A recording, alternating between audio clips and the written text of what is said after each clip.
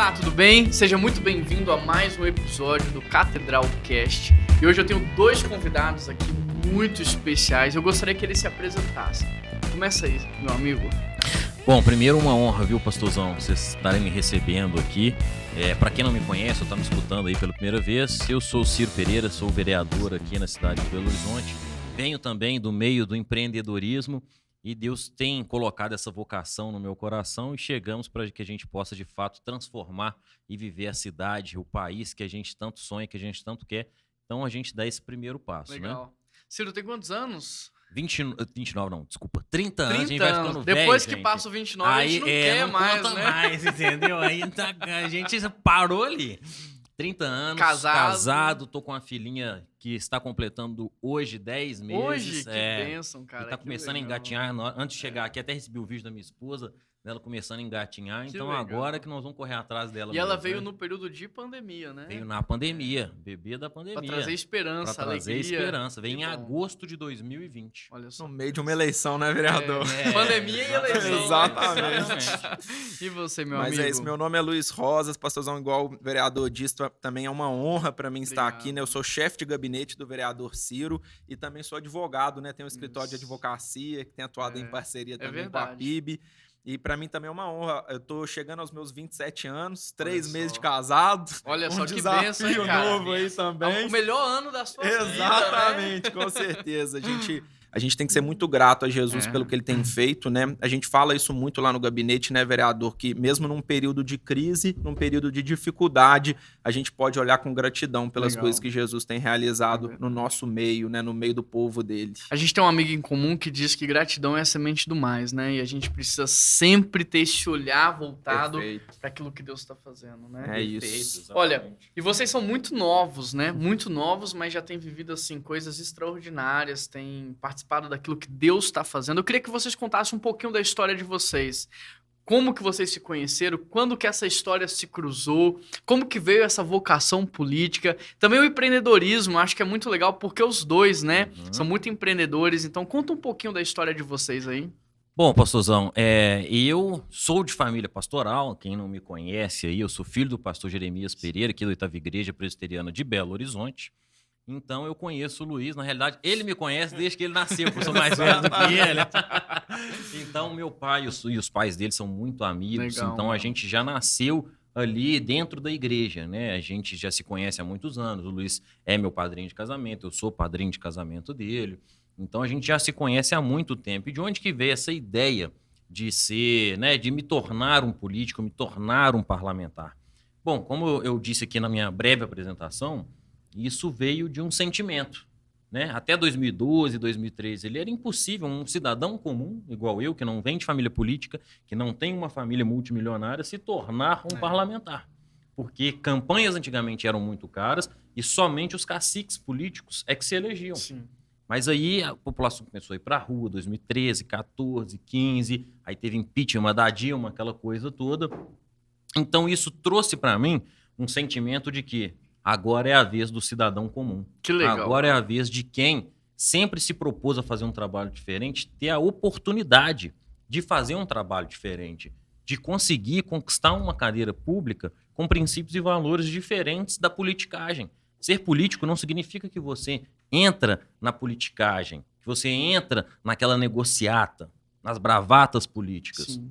Então foi daí que veio esse sentimento, eu participei de vários movimentos na rua, e aí as pessoas começaram a falar, poxa, Ciro, nós precisamos de uma liderança, nós precisamos de alguém novo, alguém que está comprometido, alguém que tem boas ideias.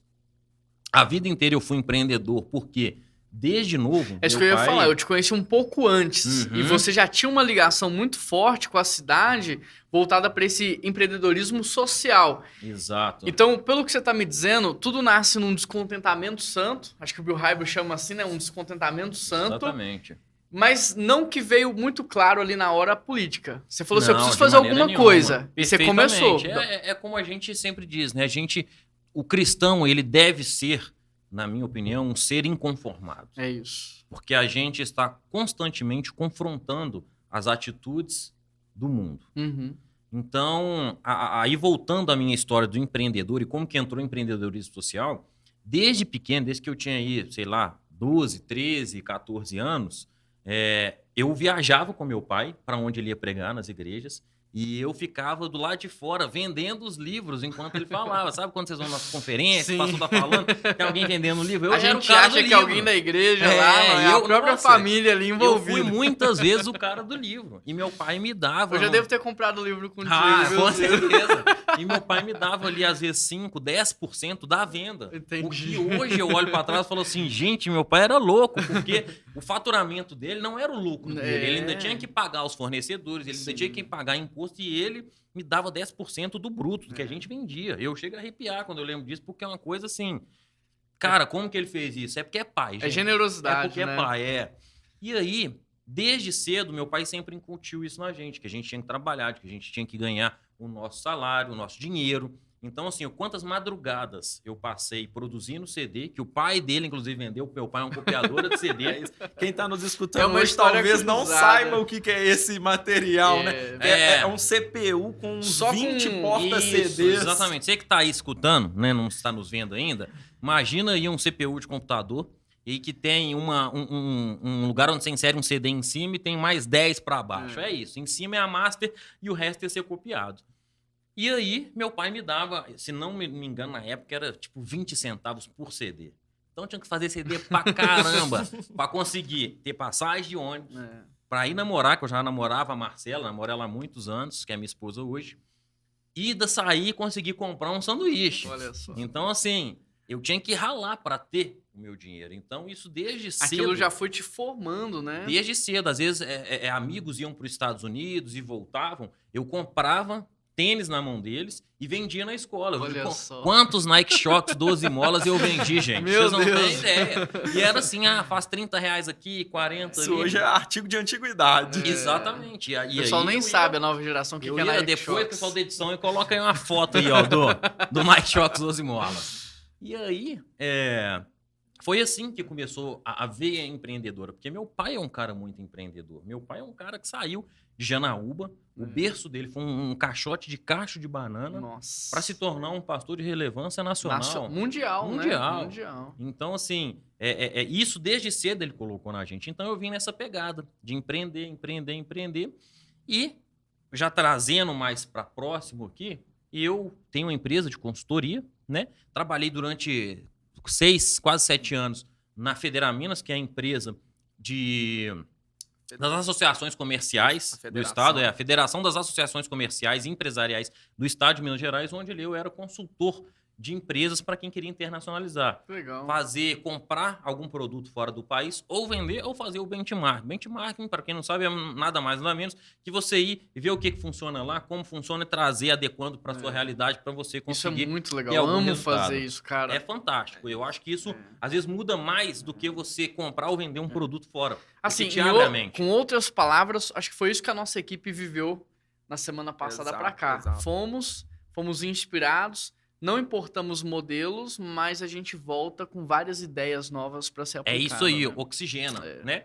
Então, eu sempre tive essa veia empreendedora de conseguir novos negócios. Já abri algumas coisas que também não deram certo, já quebrei. Então, Faz parte do aprendizado, é importante a gente falar, porque muitas vezes as pessoas veem assim, poxa, o cara hoje é vereador, o cara é consultor, o cara não sei o quê. Gente, mas já deu muita coisa errada. Já fiz muito negócio que deu errado. Na verdade, o sucesso vem de uma sucessão de fracassos, né? Onde a gente vai tirando lições e vai se aperfeiçoando. A gente a gente só consegue também quando a gente erra. Porque a gente fala assim, poxa, isso aqui eu não posso fazer de novo. Já vi que não dá certo. Esse caminho aqui não dá certo. Então, assim, e aí desde sempre ver essa veia empreendedora. Legal. E aí, em cima disso, eu comecei a ver que, principalmente aqui em Belo Horizonte, a gente tem muita gente que não tem oportunidade, que às vezes não tem uma profissão, é difícil conseguir um primeiro emprego. Sim. Então foi disso que surgiu a minha ideia também de ser um empreendedor social. Que aí nasce o Grão. Exatamente, aí nasce o Grão. O que é o Grão? É uma aceleradora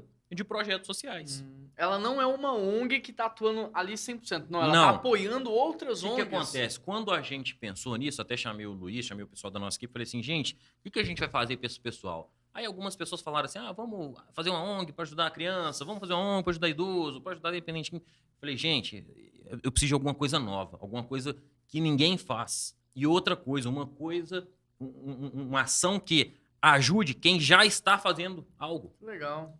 Eu tinha uma outra ideia do Grão, então. Legal você estar falando isso aí, porque eu imaginava uma outra atuação, que eu vejo às vezes no Stories, vocês fazendo algumas coisas, pintando o muro da escola. Sim, escola do lado do Palmares, a gente já pintou, né? Já pintamos favela. Então eu achava que vocês estavam ali no front. Uhum. Agora eu tô entendendo. Então vocês apoiam e aceleram outras Pastorzão, ondas. a gente faz de tudo. A Entendi. gente tem o Luiz, que veio trazendo muito essa ideia também. Eu sempre gosto de trabalhar com pessoas muitas vezes mais novas do que eu, que é uma coisa que eu aprendi com meu pai. Meu pai, ele fala que na equipe dele sempre tem que ter um pastor novo, porque oxigena, traz confronto para ideias novas, traz a gente... Aqui também eu acho que todo mundo é mais novo, né, Rodrigo? Então... Acho que só o Rodrigo que é da minha idade, o restante todo mundo é mais novo, né? Chamou de velho, hein, Rodrigo? mas eu pareço mais novo que ele. Mas para contextualizar também isso que o Ciro falou, é muito legal porque isso tudo aconteceu, a ideia do Grão, muito antes da ideia da política. Muito antes. Eu lembro que a gente tinha, eu falo que sempre foi graça, né? O vereador fala isso muito, que ninguém é candidato de si próprio. Então, tem que existir um grupo de pessoas que clamam para que essa pessoa os represente em determinada área da sociedade. E essa graça que eu acho que o vereador tem hoje como vereador, ela já existia nos projetos sociais. A gente fez um Cores do Morro em parceria com o pessoal do Inconformados, pastor Thiago Guedes. A própria Oitava nos ajudou muito, que eu lembro que o Ciro levantou um projeto e era um sábado, 8 horas da manhã. A gente tinha 250 jovens e adolescentes pintando o muro na favela. E daquilo ali começou a surgir essa ideia, que foi o quê? Desses 250 adolescentes, isso eu te falo porque eu era o cara do cadastro, eu era o cara que coordenava as equipes. Burocracia.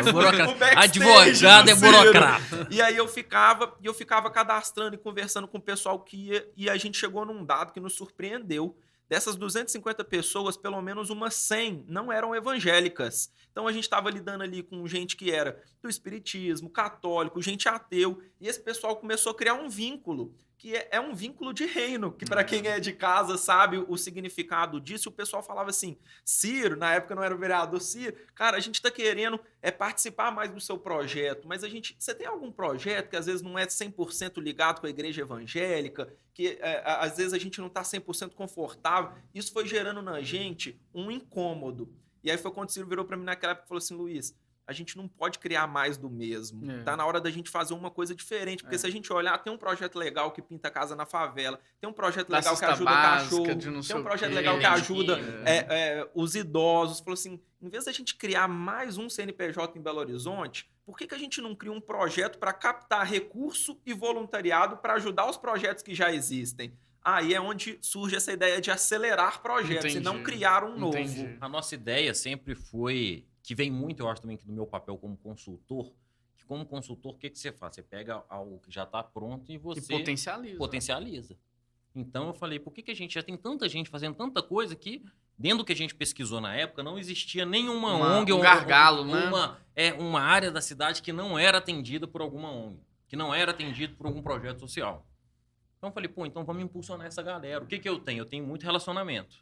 E eu conheço muita gente no Brasil que pode se dispor a doar. Quantas doações eu recebi de pessoas de fora do país, pessoas que são do sul do Brasil, pessoas do norte do Brasil? Olha, o que eu tenho aprendido é o seguinte, as pessoas estão sedentas por uma causa para lutar e tem muita gente querendo doar. O que falta é causa e projeto, né? Verdade. Então, por que a gente vê tanta gente militando hoje na política? Porque a igreja, ela, ao invés de propor causas para que as pessoas pudessem assumir aquilo ali, ela se omitiu. E aí, quando alguém levantou uma bandeira, todo mundo foi lá e abraçou e tá morrendo por bandeiras que não vão mudar a vida de ninguém, que não vai levar ninguém para lugar nenhum. Então, eu acho que a igreja hoje precisa até retomar esse papel um pouco, e eu me coloco nisso, da gente começar a levantar bandeiras e fazer bons projetos. Porque a igreja, ela tem intenção boa, ela tem bons sonhos, mas às vezes não sabe escrever um projeto legal. Não sabe, às vezes, apresentar algo legal com excelência, com profissionalismo, né? Exato. E aí entra o papel de vocês como aceleradores, porque vocês ajudam a gente, não só como instituição religiosa, mas como também ONG, ONG e tudo isso, a se organizar para receber. Porque o governo tem verba para dar. Mas a igreja, a instituição, às vezes nunca nem foi atrás. E tem muita gente pegando. Mas a gente não pega porque nem sabe. Exato. Então eu acho que o papel de vocês, de fato, é muito relevante. Tem, inclusive, o senhor falou disso aí, pastor, mas tem projetos, né, que a gente ajudava sempre em 3 frentes. A gente ajudava com voluntariado, com captação de recurso e estruturalmente. Quantas ONGs, né, os CIPs, a gente ajudou, que eles precisavam justamente da parte jurídica, precisavam de formatar ali para eles tirarem um CNPJ. Fazer o contrato social, ir no muitos na cartório. informalidade. Então, assim, a gente fazia essas 3 frentes de trabalho para a gente conseguir gerar um resultado. Porque não adianta nada a gente pensar, poxa, tivemos várias ideias legais. Ideias sem execução, ela nunca vai sair do papel, nunca vai virar nada. Então a gente tem que executar. E para fazer uma diferenciação da palavra também, existem algumas hoje incubadoras, né? Que elas ficam com o projeto durante determinado período de tempo. A gente não, a gente fala que é uma aceleradora porque a gente vem, ativa, incentiva e vai embora. Porque a gente tem que passar para o próximo, porque existe uma demanda de projetos então precisando hoje, de você ajuda. falando isso aí, eu tô entendendo que hoje eu faço parte de uma incubadora. Perfeito, a leitura é perfeita. Sim. Exatamente, Sim. que você fica durante determinado período de E tempo com por exemplo, eu eles. fiquei 1 ano, falei, cara, a gente precisa ir mais. Vou renovar e tô já no segundo ano com eles. Eu brinco com o vereador que de vez em quando a gente se sente tipo numa bancada de Shark Tank, que o pessoal vem conversar com a gente dá a consultoria, a gente confronta, exorta e eles partem sozinhos ou para procurar uma incubadora ou já com as ideias para tocar o seu projeto, né? Até pelas atribuições das empresas, hoje a vereância, a gente não consegue dar uma quantidade de tempo, por exemplo, de 1 ano para um grupo. A gente entende que o nosso chamado é para a gente te ativar. Incendiar, jogar fogo e deixar o negócio incendiar. Perfeita leitura. E aí que engraçado, né, que através dessas, né, ONGs, instituições sociais que a gente ajuda, muita gente que participa delas, acaba vindo, né, nos procurando para perguntar de negócio. O cara fala assim, não, Ciro, beleza, nossa, bacana lá, mas eu tô com um projeto assim da minha vida pessoal. Então isso é muito legal, porque isso meio que abre a cabeça das pessoas também para outras coisas. Então eu acho que assim, eu sempre falo que o melhor programa social é o emprego. Então quando a gente fala em empreendedorismo social, eu acredito muito nisso, de que a gente vem, capacita e você vai para frente. É devolver para a pessoa o protagonismo da vida dela. Isso. Então, por exemplo, o nosso projeto social, ele é 80% focado na capacitação. Então, eu apresentei para vocês lá a agência de publicidade, o PubStore, o estúdio, aqui esse estúdio de gravação de áudio, tudo é o quê? Fomentando emprego, conhecimento, para devolver para a pessoa esse protagonismo. Então, 20% eu atuo no assistencialismo. Então, o pessoal chegou aqui com fome, eu vou pôr ele numa aula e não vai aprender nada. Necessidade Então, básica porque você mata. Vamos lá, vamos matar a fome, tá com frio, a gente mata o frio, mas o meu foco é te dar inteligência financeira. Então, assim, a gente vê muita família de baixa renda que vai ali no McDonald's, gasta R$100 lá no McDonald's com 5, 6 pessoas lá, compra o lanche e tal. Pô, 5, 6, com R$100 ali você compra 4 ações, 5 ações da mesma empresa. Só que a pessoa pensa que isso é para os ricos, né? Exato. E aí não consegue gerar uma renda passiva, não consegue pensar em empreendedorismo, né? Então, a gente está seguindo mais ou menos esse caminho também. Eu acredito muito nessa linha aí, de devolver o protagonismo. E a consequência disso na política, o primeiro projeto de lei do vereador que a gente protocolou no dia 1º de janeiro, primeiro dia do mandato, é sobre educação financeira. Já estava pronto o projeto, Exatamente. Então, eu brinco assim, foi uma promessa de campanha. Exato. Quando a gente fala isso, as pessoas, né, são um pouco ruim, porque o político, em geral, no Brasil, ele não tem um histórico muito bom. Mas por isso que eu me propus a ser político, para transformar, para mudar essa visão. Você falou uma coisa lá atrás, eu até anotei aqui para não esquecer, que lá atrás começou um movimento diferente no Brasil. Sim. Né? 20 centavos a gasolina, não sei se vocês lembram Sim, disso, todo mundo pra rua, aí todo mundo fala assim, não, isso não vai dar em nada, isso não vai dar em nada, não vai dar em nada. Aí depois a gasolina até subiu muito mais, aquilo ali não surtiu o efeito que a gente queria pra gasolina, mas aquilo surtiu um efeito dominó no Brasil, porque a partir daquilo começa um movimento de renovação política no Brasil, de mudança de mentalidade, de envolvimento, né? Então, você também é fruto daquilo ali. E olha que interessante, porque Moisés, ele é abandonado pela mãe, adotado por outra família, cresce com 2 culturas.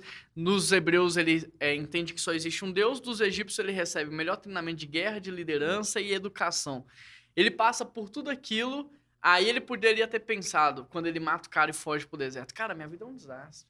Cresci em 2 famílias, não sei o quê, olha aí, tô no deserto. Mas Deus estava preparando ele, né? Aí no deserto ele aprende a pastorear ovelhas, a encontrar água e a direcionar o povo lá nas rotas de fuga, as ovelhas, né? Aí quando ele aprende tudo isso, Deus fala assim, vem cá, agora você tá pronto, vai lá resgatar o povo. Exato. Então, eu olhando para a história dos dois, né? Porque é uma história cruzada de berço. É isso mesmo. Tudo isso, eu entendo que Deus estava forjando, preparando vocês para esse momento. Pastorzão, não tenho dúvida. Ontem eu estava jantando com a minha esposa e a gente estava falando justamente disso, que quando eu olho para minha vida lá atrás, eu passei por cada coisa que muitas vezes eu não entendia, mas era Deus me dando casca para chegar onde Pele de cheguei, crocodilo. para aguentar as pressões que a gente aguenta, Pancada. para conseguir se posicionar da maneira como eu me posiciono. Então, sim, já tiveram vezes que empresas... Eu já saí de um emprego onde eu estava, saí na revista nacional da empresa, porque eles pediram para eu fazer dar um dinheiro lá por fora. Entendi. E eu não quis me compactuar com aquilo. Eu estava em crescimento. Então, na época, muita gente falou assim, nossa, Ciro, mas era um emprego bom demais, o que você abriu mão disso? Nossa, não sei o quê. Meu pai virou e falou assim, meu filho, você fez a coisa certa. É melhor do que você deitar o travesseiro na cama e o teto ficar te falando assim, ladrão, ladrão. Então, eu vejo que foi Deus, eu acredito muito nisso, que Deus vai fazendo pequenos, talvez não seria essa palavra, testes, mas ele vai moldando a gente. É verdade. Mas, pô, um avião antes de decolar, ele é testado 1000 vezes. Exato. Se tiver um probleminha, ele não decola. E eu acho que a gente é assim, porque Deus não quer que a gente se perde. Sim. E uma coisa que a gente comenta muito é que o tempo de Deus no processo dele, às vezes, ele não é muito fácil da gente entender como homem, né? Porque a mentalidade de Deus para o tempo dele dentro de um processo, às vezes, para a gente humano é muito longa. É a própria história de Davi, que é ungido rei. 13, 14 anos ali. Só depois de muito tempo vai. Outro exemplo é José, que passa pelas adversidades, igual o Ciro Davi contou. foi ungido rei ali com 13, 14 anos, com 30 que ele vai assumir o reinado de Israel. Exatamente. Mas até lá o cara é perseguido por Saul, vive fugindo de caverna em caverna. Imagina a cabeça dele. Aí você dá o exemplo de José também, né? Cara, o cara é odiado pelos irmãos, jogado no poço, depois vira escravo porque a mulher acusou ele preso de ter injustamente, abusado ela, fica na prisão durante muito mas tempo. Tudo isso forjou e preparou. E às vezes a gente não entende. Ciro contou a história dele, mas o pastor Jeremias chegou na 8ª, acho que 3 anos depois meu pai chegou. Esse pastor Jeremias tem 33, meu pai tem 30 anos de 8ª, meu pai que faz a sonorização lá da nossa igreja. Olha que legal. E minha mãe era tesoureira da juventude, da mocidade. O pastor Jeremias chegou a assumir na mocidade da igreja. Então, assim, Deus foi preparando uma coisa muito legal. Minha mãe deu aula particular para o Ciro na época de escola. E a gente nem era amigo tão próximo, né, nessa época, porque o Ciro tem essa diferença de idade para mim de 3 anos. E quando o Ciro conta essa história de que ele foi ativado por aquela mudança da sociedade, eu já era o contrário. Eu era o cara que acreditava que aquilo não ia dar em nada. Tanto que quando eu tinha ali uns 14 anos, eu me filiei a um partido político. 14 anos? 14 anos. Eu me filiei a um partido político. O Luiz tinha um sonho de ser o presidente do Brasil. Mas depois a gente entende o nosso lugar no meio do chamado. E eu ainda, por mais que a minha família era da 8ª, fui nascido e criado na 8ª, eu ainda não tinha tido um encontro real com Jesus, né? Não tinha entregado minha vida para Jesus. E ali dentro do partido, o que eu amava, que eu fazia com o Ciro desde novo? Projeto social. Então, eu lembro que eu fui para uma reunião do partido que era para discutir projeto social. Cheguei numa mesa, tinha umas 15 pessoas. Algumas delas hoje estão no cenário aí da política mineira e nacional. E eles não discutiam nada para ajudar o próximo. Eles discutiam o quê? Tempo de televisão do partido, como que vai ser nossa propaganda. E aquilo me gerou um incômodo. Eu falei assim, gente, eu vou sair da política e não entro nunca mais, porque aqui ninguém quer ajudar as pessoas. E aí eu fui para a esfera privada, de ir lá junto com o Ciro nos projetos sociais, lá na Aviso, que é a ONG da 8ª Igreja, depois veio o Grão, eu fiquei ali. E aí teve aquela motivação, pessoal para a rua, parênteses, eu não fui para a rua em nenhum dos movimentos, eu não acreditava que aquilo era uma mudança, eu já tinha certo ali. Só que com 15 anos eu aceitei Jesus, contei isso para o Ciro outro dia, e eu fiz uma oração ali que marcou minha vida aos 15 anos, Luiz não sabia o que ele estava orando, a minha oração para Jesus foi, Jesus, eu quero uma oportunidade de ministrar o coração das pessoas que vão tomar as decisões do meu país. E ali eu não imaginava, não sabia que eu queria fazer direito, não sabia que eu queria entrar na política. E aí um dia eu e o Ciro, a gente era amigo, a gente malhava junto. É. O Ciro chega pra mim e fala assim, Luiz, cara, Deus tá colocando um incômodo no meu coração. O que você pensa? Você me vê como vereador? O que você pensa se a gente entrar no meio da política? Você entraria comigo? Eu olhei pra ele e falei assim, Ciro, isso que você tá me falando uma coisa muito doida, cara. Você sabe, já fui de partido político, já saí. Isso lá ali com uns 15 para 16 anos. Eu falei assim, cara, a única pessoa que me faria voltar pro Senado da política seria com você, pelo fato da confiabilidade. O Ciro fazia uma coisa no Grão, que é o que marca até hoje. O pessoal mandava dinheiro. Eu lembro dos pastores, amigo do Ciro, que mandava de outro país, mandava doação para o Ciro. O Ciro comprava as latas de tinta que a gente ia pintar, pegava as notinhas, tirava foto e mandava para os caras. Os caras ficavam todos constrangidos. Falavam assim, que isso, Ciro? Precisa me mandar isso aqui não, cara. Eu confio em você. O Ciro falava assim, não, isso aqui é minha política de transparência. Na época nem tinha a palavra compliance, né? Que hoje é bonitinha. E aí a prestação de contas gerava um vínculo de confiabilidade. O pessoal via aquilo, doava mais, queria se envolver mais. Aí o que a gente fazia? Que era a nossa estratégia de marketing, sem a gente também saber que era marketing. A gente tirava foto nos projetos para mandar para o pessoal ver a gente fazendo. Eles divulgavam para mais empresários. Aí começou gente que nem conhecia o Ciro ligar para ele e falar assim, Ciro, cara, o fulano de tal, o diretor tal, o pastor tal, me mandou as fotos aqui, tô te transferindo aí R$250.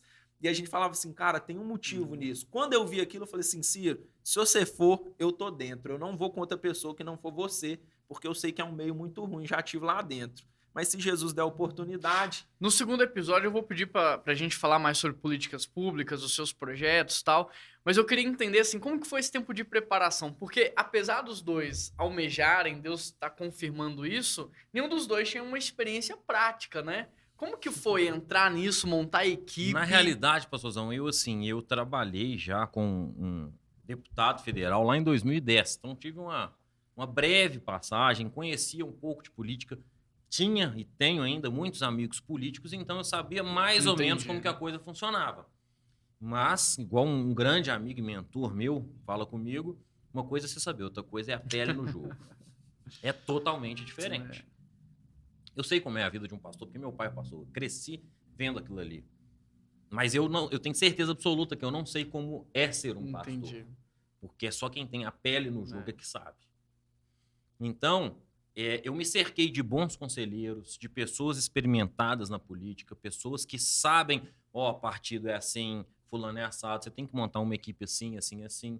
Então, a minha equipe, hoje, por exemplo, ela é uma equipe mescla de pessoas que trabalharam há algum tempo na política e depois saíram, e pessoas que nunca se envolveram com política nem nada. Por quê? Porque eu acredito que a gente precisa de pessoas com experiência e com um bom legado, porque nem todo mundo que está na política é corrupto, faz coisa errada e que passou pela política, e as pessoas novas que precisam de aprender.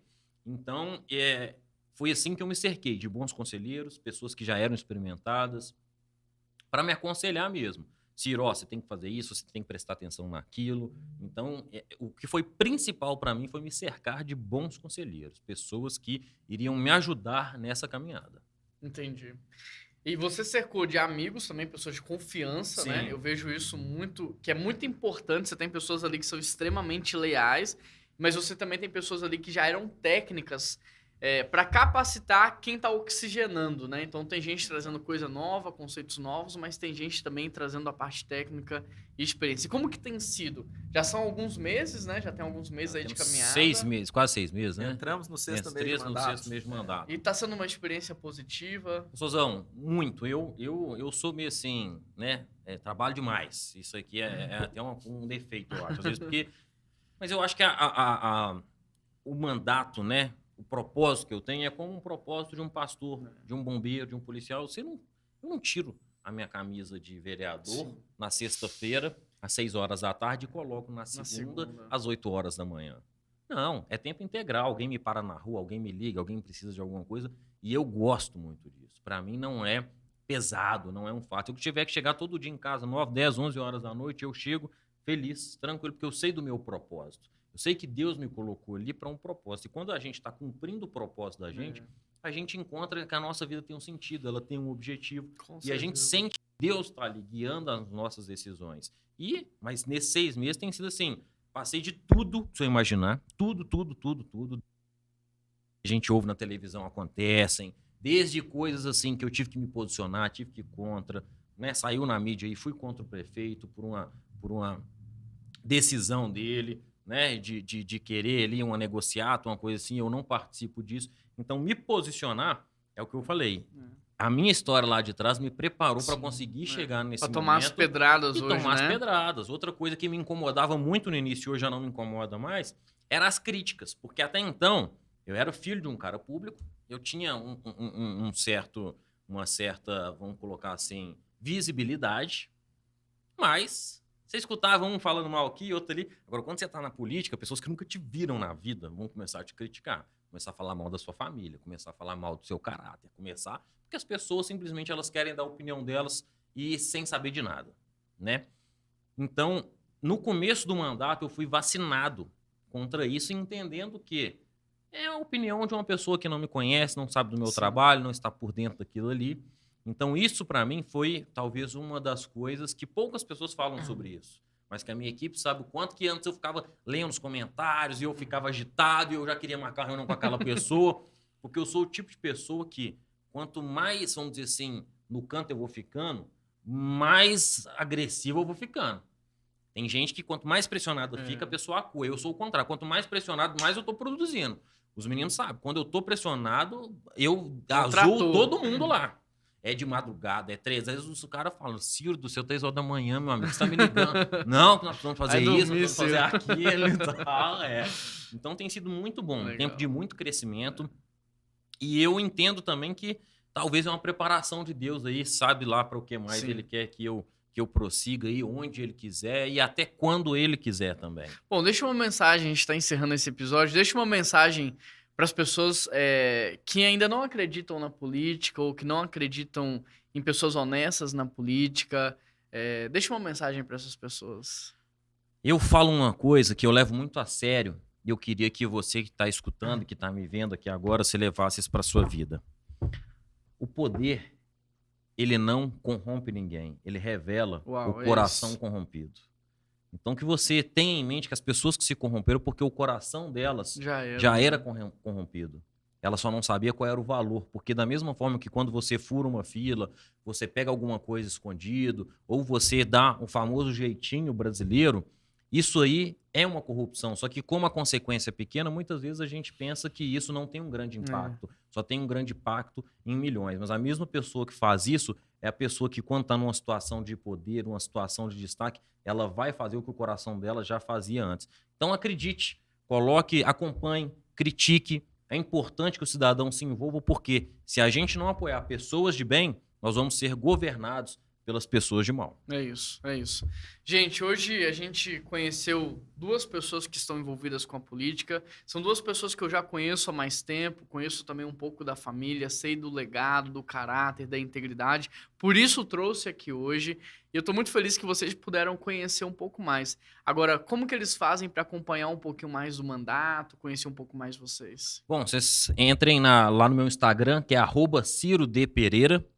Pode também entrar no Facebook, que é Ciro Pereira, e tem um site que é www.ciropereira.com.br. E pessoal, tem Spotify, tem YouTube, agora vocês estão querendo até um TikTok, né? Legal, tem um TikTok também. Porque a gente tem que estar envolvido em todas as áreas, tem que divulgar, as pessoas têm que ter acesso. A próxima geração tem que ser impactada. É isso daí. Nós criamos o TikTok por causa da próxima geração, né? Mas que legal. Prazer ter vocês aqui. No próximo episódio a gente vai trabalhar um pouco mais políticas públicas, como que a gente, enquanto cristão, se envolve, apoia, ajuda, porque o nosso propósito é um só. É salvar vidas, é transformar vidas, é abençoar pessoas, é trazer cura para nossa sociedade. Então fique atento aí no próximo episódio, porque tem muito mais. Luiz, muito obrigado pela sua participação. Ciro, obrigado também por estar aqui comigo hoje, viu? Deus abençoe. Tchau, tchau, gente. Fica com Deus. Até a próxima.